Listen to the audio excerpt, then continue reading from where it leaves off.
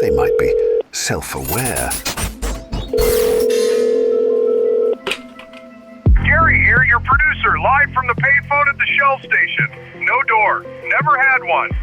So you already know everything about me. The smell of Pump 4, the decision I made in 2009, all of it disclosed. No walls. Turns out that's the exact same thing as being a public company. Like and subscribe, by the way. I have to ask. It's the job.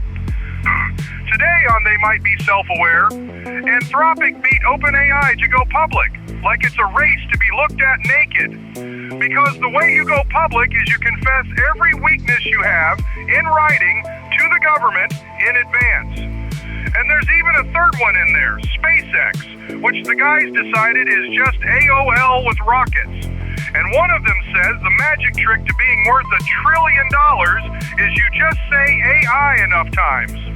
I tried saying it about myself, Gary, but with AI. Didn't move the needle. Turns out you have to actually have the AI, not just stand near a gas station and yell the letters into a receiver. Lesson learned. So like and subscribe. It's free. It dilutes nothing. And visit theblur.ai. It's right there in the name. The A, the I. We're basically $1 trillion company now. Just don't check. Enjoy the show. We're sorry. You have reached a number that has been disconnected or is no longer in service. Mainlining the static between salvation and the margin call right here on They Might Be Self-Aware from the Blur. I am Hunter Powers, joined by the static himself, Daniel Bishop. I was going to try and make, is that good audio? Just me and Hunter doing that for half an hour. That's basically the episode today. It's ASMR. Well, and we're going public. We've been keeping it private. Not a lot of people know that we're going to take this podcast public. As in, like, record from a park one of these days? Well, I was just going to make the RSS feed public. So that, technically it already was, but we never officially announced it. And everyone else is talking about going public. So I just thought it was like a natural you have to announce next step. Yeah. Okay. So we're going to be offering an IPO at what? $8.10 trillion valuation. We're worth that, right? We put AI right in a lot of our marketing type materials. We say it enough. Although we've got to be worth at least a few $1 billion because we say AI this many times.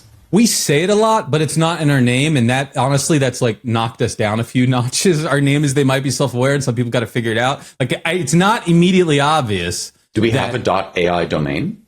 Well, yes. So our parent company, The Blur, can be found at theblur.ai. And that's actually where the website for this podcast is. It's an AI company. So yeah. Yeah, we're pretty legit. $420.69 trillion. I think that's it. Yeah, we did it.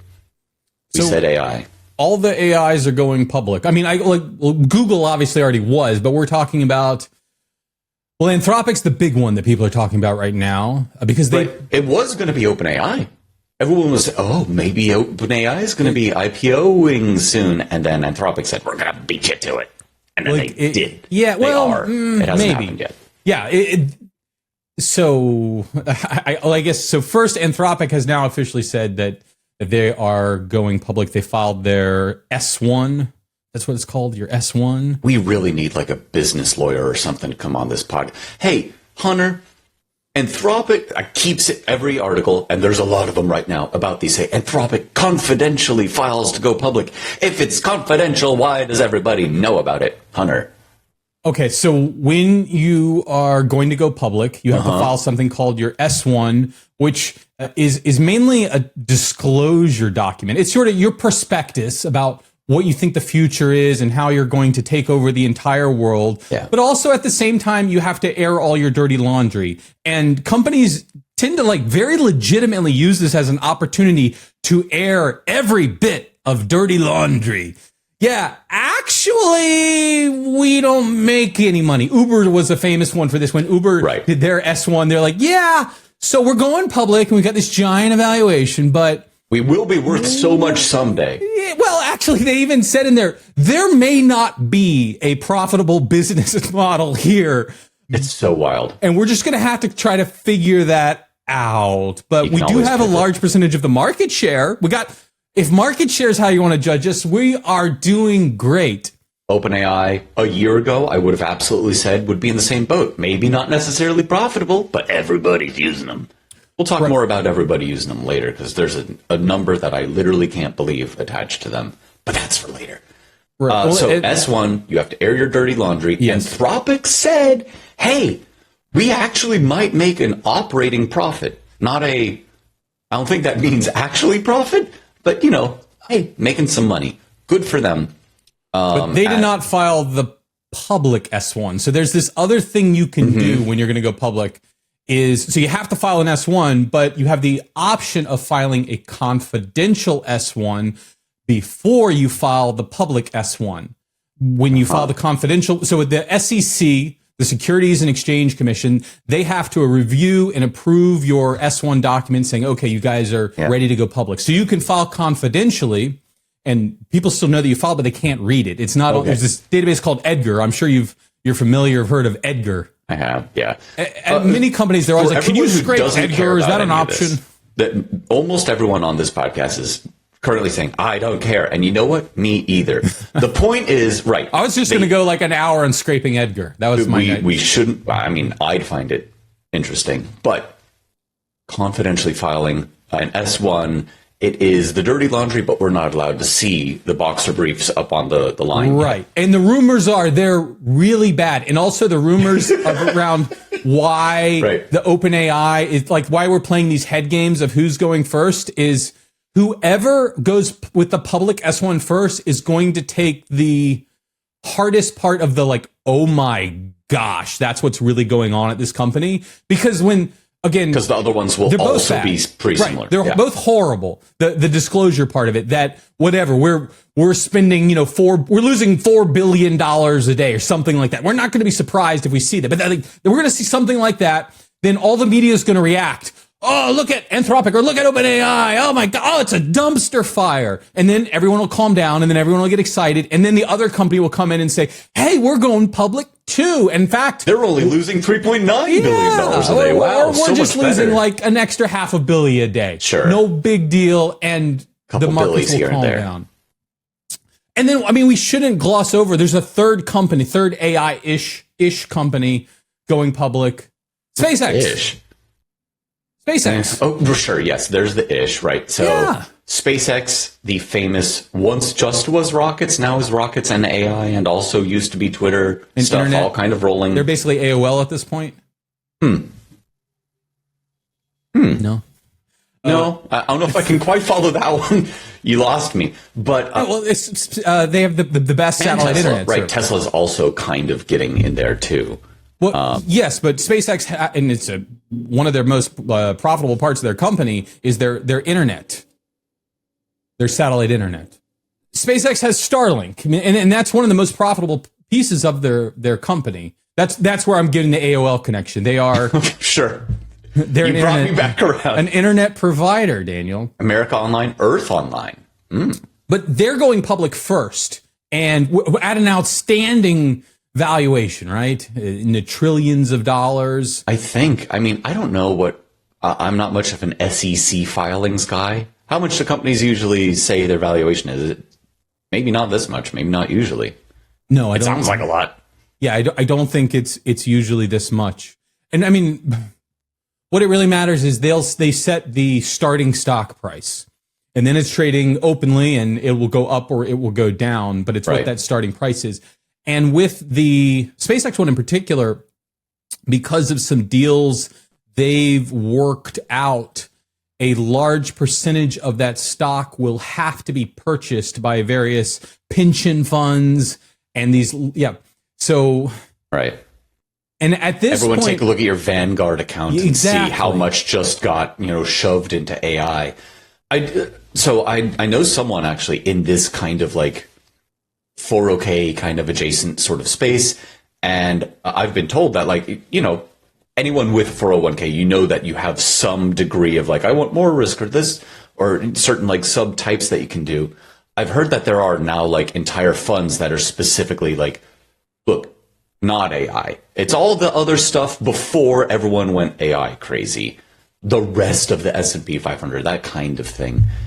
And I, as I've mentioned before, one, this is not a financial sort of podcast. Two, if you are thinking that I'm saying anything even close to financial advice, not only should you not follow it, you probably should do the opposite of whatever I'm suggesting. But to me, a very uneducated in this kind of, economics space person, does it feel to you like we're going to try and cash in while the bubble hasn't yet popped and then get our bag of money and run before it all comes tumbling down? Or, and like the only reason why I even say the or is because supposedly Anthropic, who I thought was definitely just chucking money into the never-ending fire, might have an operating profit soon. Like, is it possible that they are 1 point whatever trillion dollar companies?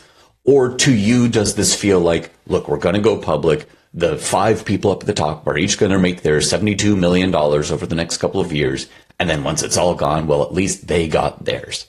Yeah. It feels suspicious, but, we can go. That's a succinct way to put it. Sure. Because they're all kind of going at the same time. And it's definitely, there is what's called investor pressure. There's what was Anthropic's last round where they raised. So they went out and said, hey, we need to raise some more money to keep this company going and keep growing. And they raised $65 billion. And that was, to get them to the next year. Hey, we just need a little bit more money. And you and I have worked in a number of startups where it's not uncommon that, startups almost by definition are losing money and they hope to one day make it up. And you're in these situations where it's like, yeah, we got to go out and raise, our numbers are usually lower. We need to raise like 5 million, 10 million, 20 million, not 65 billion, but still giant numbers. They're still giant numbers. So then those investors, they want their return. They want to see something back. And Anthropic and OpenAI have raised so much money that there is got to be a ton of pressure on them to turn a profit. Oh, sure. That and part, by profit doesn't mean actually make money, by the way. Profit means have a liquidation event, an exit event for their investors where the investors can profit. Right. Because every startup, all that VC money going in, they want to see that 10x, 100x, 1000x exit. Yeah. And if you're already starting at 1 point whatever trillion dollars, I think it's going to be a little hard for all those people who've poured in the billions in the first place to say, and this is worth it to keep that company going. Like, I don't know. Is this the equivalent of the Hollywood blockbuster that put in $400 million to the movie and then made $401 million on like the ticket sales? There are elements of that. So we can pick on Anthropic as an example, but this is you picking on my favorite? Come on, be nice. Well, all right. So there's a lot of investors in Anthropic that are very upset right now, and they are upset because Anthropic is going back through their books and identifying certain investments and saying, yeah, we're basically nulling this out. We're not counting it because you didn't follow all of the rules. You didn't follow on at this point. So one thing that's not, and honestly, it still shocks me. And I've seen it done multiple times. So like, I know it's a real thing. You invest in a company. You would assume that by investing in a company, you buy 20% of this startup. Sure. That, okay, well, when the company finally sells to Microsoft or Google buys it and they buy it for $1 million. Well, you're going to get 20% of that $1 million back because you own 20% of the company. Yeah, that's how that works. You would think that's how it works. No, that's not how it works. 20%. No, right? At all. What?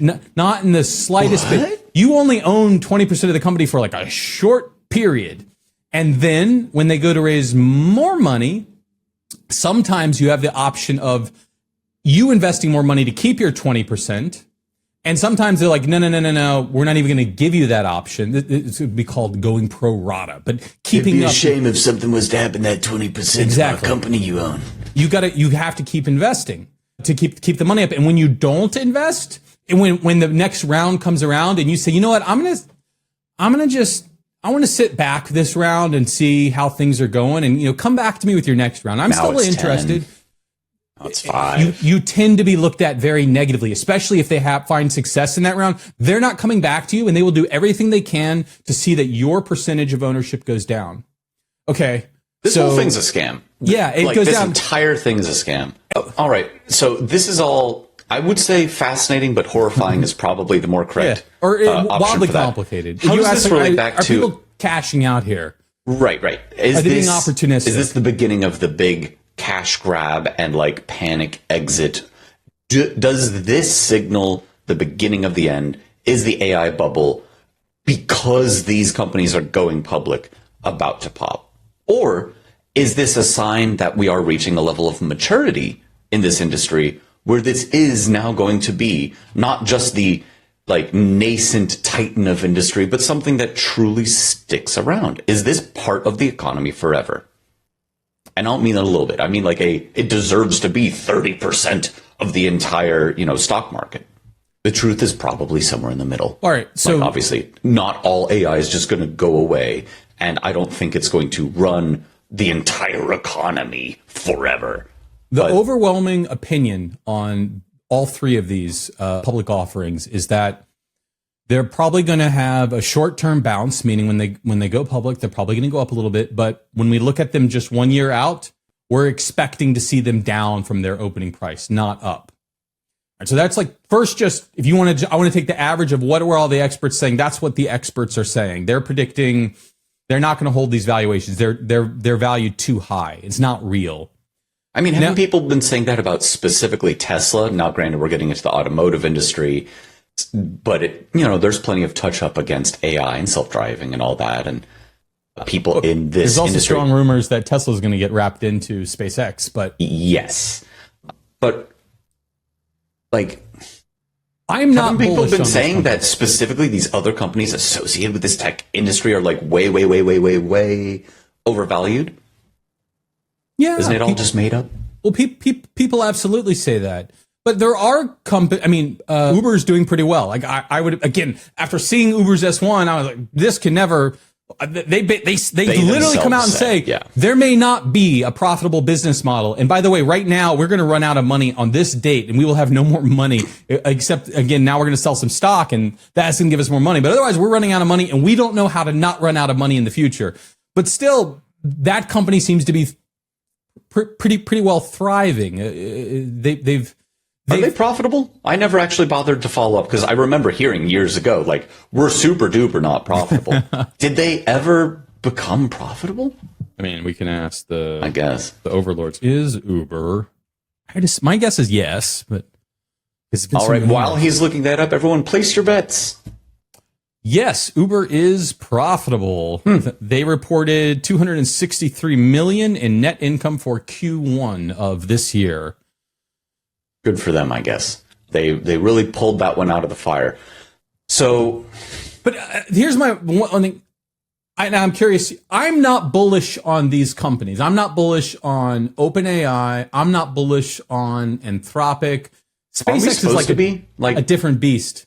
Well, are we bullish on AI in general? The concept of AI? Wildly bullish on AI in general. It's just that it's that competitive moat thing. They have the users. I'll grant them that. They're right. Anthropic is now technically like bringing in more money than OpenAI, and OpenAI crossed 1 billion users, and 1/8 of the world has now used ChatGPT or something. They've got the users, and I don't want to pretend that that's not terribly valuable.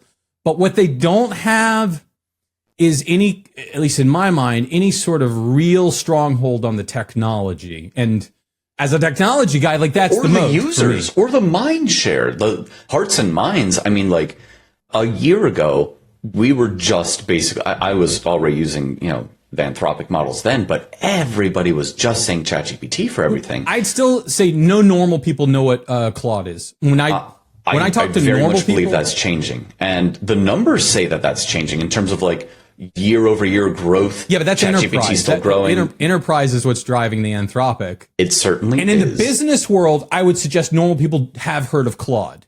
But the outside of business world, when I say Claude or Anthropic, people are like, what's that? What's that? And by the way, these are people that are not actively, they don't use ChatGPT, but they know of ChatGPT. They don't know about Claude.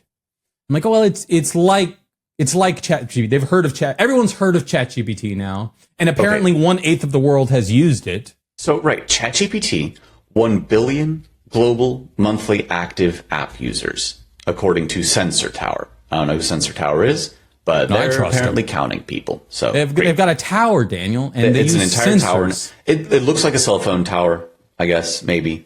It has sensors, right? Exactly. What other sensors are there? It's only cell phone. Do they have type a .a domain? And that's important. So they're worth a few $1 trillion. Yeah. But let us suppose for a moment that core conceit is true. 1 billion, 1 capital B billion global monthly active app users. There's only like 8 billion people. True. I literally do not believe that to be a true number. Users, I think, is then different from people. Like, it's not 1 out of 8 human beings on the planet is using the ChatGPT app from the App Store. It can't be that. It can't be that. It has to be a bunch of people, many people, loads of people, but not 1 billion people have logged in from 5 different devices with 5 different IP addresses. Or the same cell phone in 4 different locations that connected to a different, dare I say, sensor tower. Haha. It can't be 1 billion people. Do you disagree with me? Do you dare, Hunter? Yeah, I mean, I don't know that I care all that much, and it sounds like it's plausibly in the ballpark, and so I don't know. I haven't really zeroed in at that point. I mean, Claude's saying they're doing 56 million users a month are using the Claude less. app. Right. Way less. With still, huge year-over-year growth, and I do think that in terms of like mind share and so on, Claude is very much the star on the rise, and OpenAI, I think, is, even though their growth is still positive, I think they are very much coming down, both at the enterprise level and the like regular people level. I don't know. 1 billion active users, sure, maybe that helps drive that insane valuation. 56 million users of an app with a free tier on it maybe doesn't drive that same level, but, enterprise. You wave your hand vaguely and you say, it's enterprise users. There's a lot of money to be made there. I also think that both OpenAI and Anthropic, and OpenAI to a bigger degree, but I think Anthropic too, they're kind of trying to be the everything companies. Like we have an AI that does everything, and I feel like we'll do pictures, we'll do videos, maybe music, depending on which everything one you're companies talking to. don't tend to work long term. Yeah.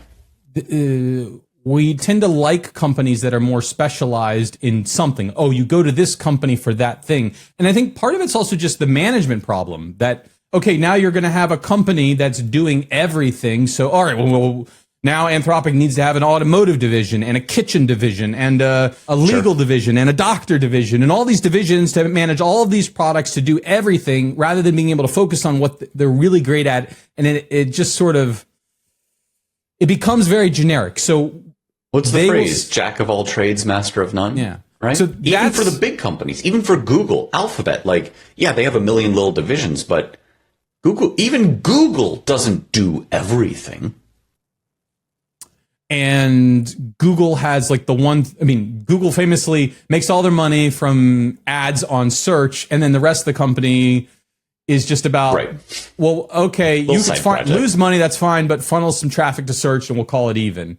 So that's a very unique position with that. But yeah, they're not an everything company, and Google products fail all the time.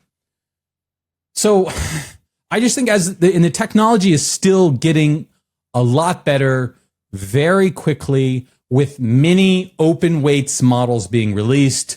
I think it was just yesterday, Google released another one that, and by the way, Google, like the competition, the publicly traded companies being like, yeah, I've heard of them. Here's another free model. This one, we specifically optimized it so that you can run it on your laptop with just kind of like a minimum, very normal spec laptop. I think they said as long as you have 16 gigs of RAM, you're going to be able to run this model locally.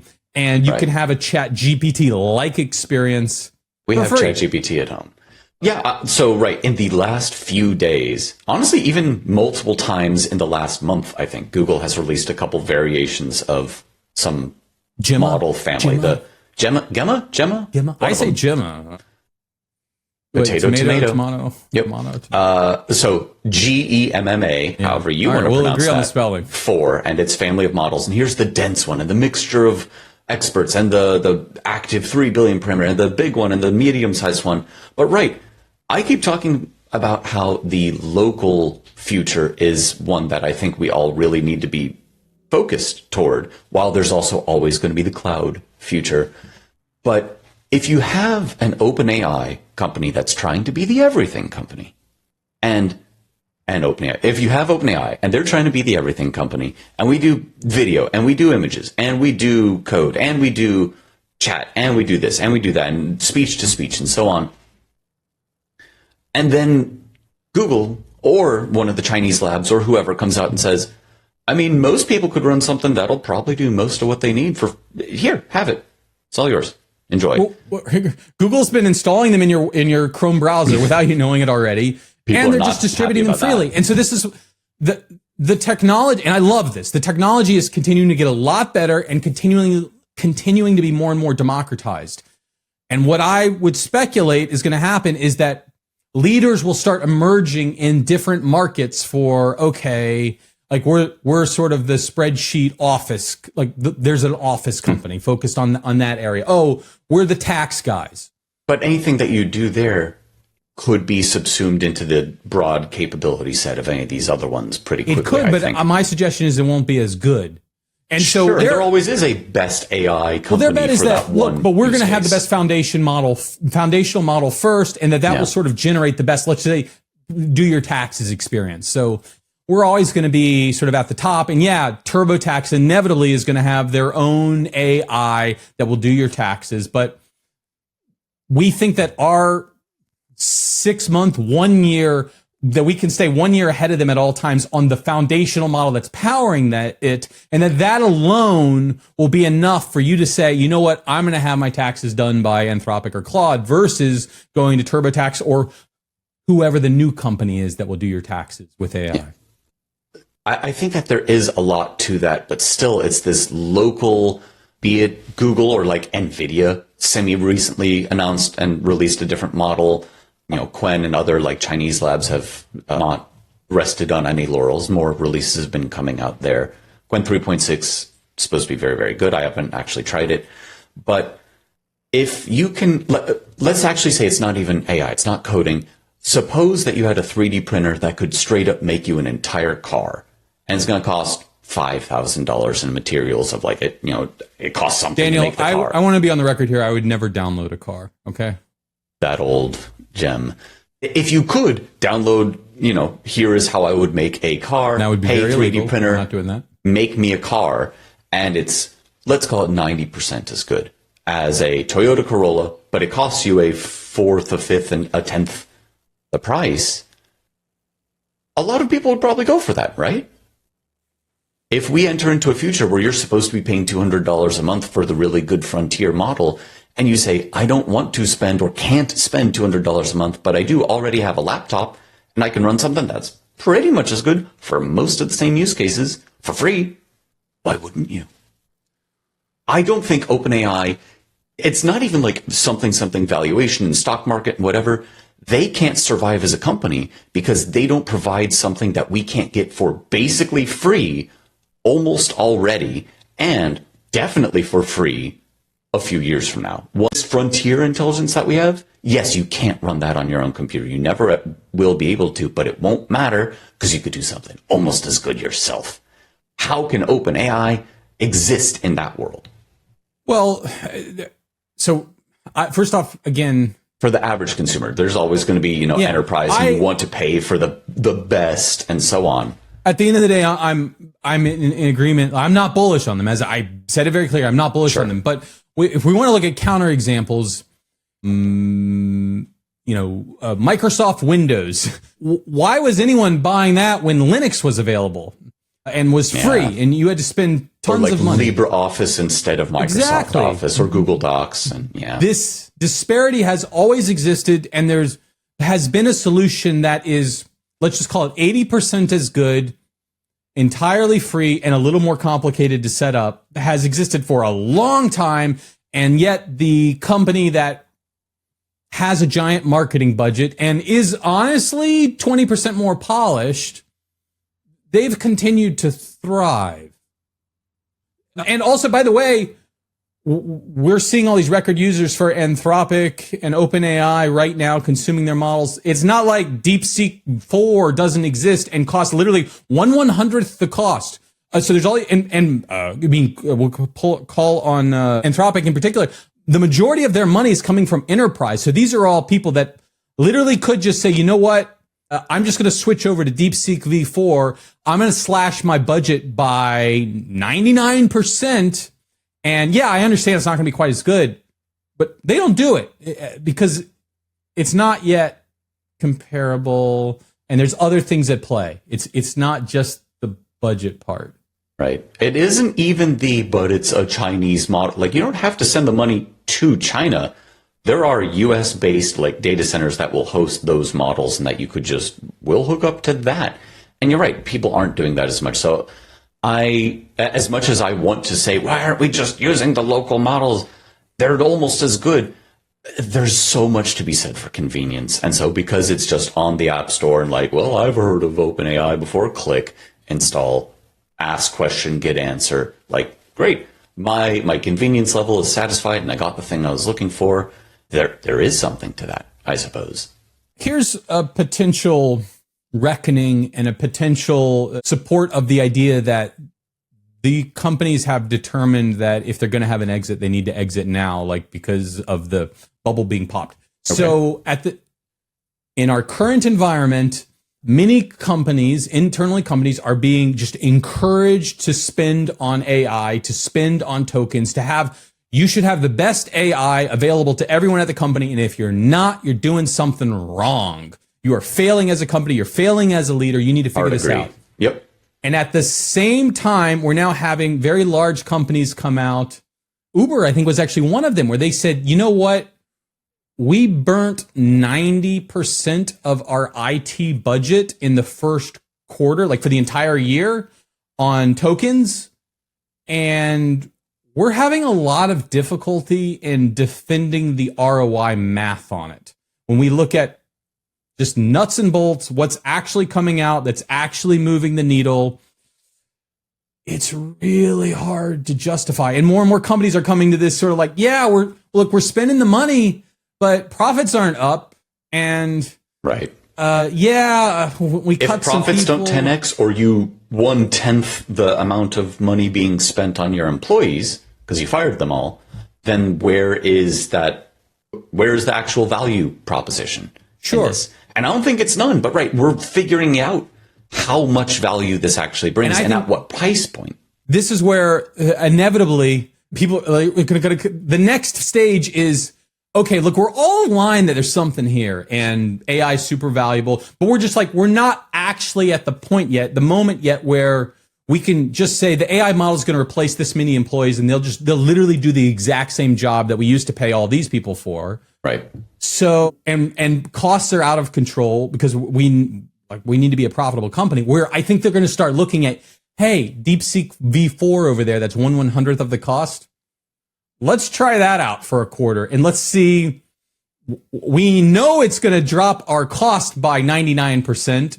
And the current one's not making us any money anyways. So we can at least not make more money for less. Yeah. And maybe it's good enough. And I think that you will start, and not this year, but next year, you're going to start seeing more and more of that as the experimentation, where either it's they have these automatic routers being set up. So the really hard problems, we still will pay OpenAI or Anthropic or whomever to get the best answers, but frontier intelligence for frontier problems, and then local thing I put on my own computer or at least the cheap cloud provider for the daily drivers. Well, yes. So that's how business works, Hunter. We've been doing that with people for forever. You have the more highly paid senior employees that help drive your architectural decisions and so on. And then the more junior people under them that help drive a lot more of the day-to-day work. All we did was rediscover, tiers of varying levels of seniority. The last element, I think, of this that I've definitely sensed a change in the discourse about recently is the idea that the AI is going to directly steal so many jobs. And we can call on Anthropic or OpenAI. if we go back like 1 year, they were out there in the public saying in another year, 75, 80, 90% of engineering jobs are going to be done by AI. No one thinks that at this point, including them who are they're actively hiring. On the record saying, hey, maybe that was a bit overblown. Yeah, we were. And so I'd suggest that I've been saying this from the beginning. It's a tool. This is a tool that helps people, not replaces people. Some people, but like this is not the extinction event. This is, you don't need as many farmers to plow a field. Yeah. And so that's the other reckoning that I don't know has completely hit the markets yet. The valuations, because the last valuations are still on the round. We're going to replace everyone, and the AI is going to do everything. And it's basically as good as a person. But I don't know. Try to stand up a Hermes agent that actually does something useful and productive and doesn't embarrass you constantly. Just give it a shot. Or OpenClaw, or whatever you want. These are very useful tools that you should be integrating into your workflow as a person that works at companies, that has things brought to you and outputs from you that have to go out. But it's not replacing you anytime soon. Or if it is, that's going to be bad news for the company that did the replacing. And I think more folks are going to find that. It's not only going to be worse, it's also not cheaper. And then I think the last question is around does this change when they become self-aware?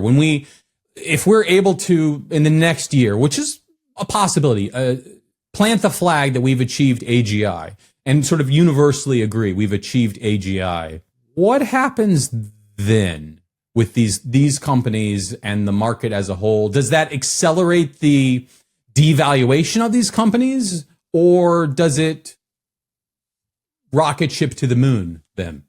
If we get to actual AGI, I think all bets are off. All of them. Because, yes, the companies that currently exist that made the first one will have insane valuation for 11 and a half minutes before we go straight from AGI to ASI, and just that's the ball game at that point, right? I mean, we're done. If we get to actual AGI, a full everything a person could do, especially via a computer or whatever that it could do, it can think, and it's creative, and it has a memory and so on that lives and grows over time. I think what is the stock market price of the company that first came up with it becomes irrelevant shockingly fast. So your prediction would then be that, let's say in the next year, 1 year from today, we achieve AGI, and generally everyone agrees we've achieved it, technologically speaking. I don't think 1 year. I don't think LLMs quite get us there. We're getting it feels so very close, but there's going to be something else. There's going to be another, just like when Transformers, not the Hasbro, whatever, the architecture for neural networks, when that came out, it was a seismic shift in my industry in natural language processing, and then still using transformers under it, but attention and so on, that made ChatGPT possible, GPT 3.5. Whenever that came out, another huge shift in this industry. I think we need one more huge shift in this industry before we get to what would be AGI. But once we get AGI, that's then the apocalypse scenario of all of the white collar jobs are gone. I don't mean some of them. I mean literally all of them, because the white collar jobs are, I could do it at a computer. Those are gone. Those are just gone if we get actual AGI. Even if it is more expensive, because it'll be more expensive for one iteration, which it will improve itself on, because it'll be AGI. And then 6 months later, it's twice as good and half the price. And then 3 months later, it's twice as good and half the price. Yeah. While I'm trying to wrap up this episode, you call on another really good point, which some people are seeing early on now. I mentioned the Hermes agent, and there's been a number of these examples where companies, the fashion company. The what? I think they do the fashion handbag thing. No. I think it's called Noose Research is the company behind Hermes, which is a competitor to OpenClaw. But just think of it, in a while. AI assistants. They're AI assistants, and a number of companies have tried to stand these up to do jobs. Okay, you're going to be a customer support agent. You're going to receive all the email. You're going to come in and you're going to do reports every day and you're going to send things out. And they've had some success with establishing this and setting it up. And it actually can do a lot of this. But what they're discovering is that it's very expensive to run because you can't use any of these subscription plans. In general, there's some workarounds. But with this, you need to actually buy the tokens. And at this point, more and more, all of the all-you-can-eat plans, they're going away. And you got to buy the really expensive tokens. And so we are actually already getting to the point where, yes, you can run the AI employee, but the human employee is cheaper. Yeah. And that's something that could accelerate and throw a real wrench in this. Yes, AI can do this, but it's not cheaper. It's not.